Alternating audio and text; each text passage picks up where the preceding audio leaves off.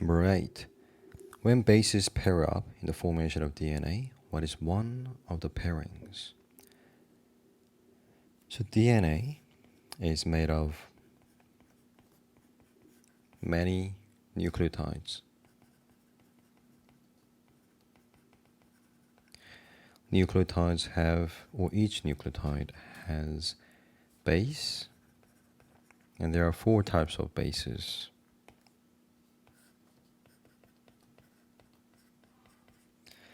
There's a rule called, I suppose you could just call it a rule, but complementary. The rule is called complementary base pairing, which is that the A will always bind with T, C will always bind with G.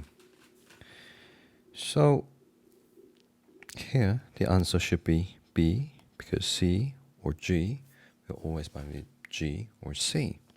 So G always binds with C, C always binds with B. So the answer is A. This one was quite simple, right? So always remember this rule. This is called complementary base pairing.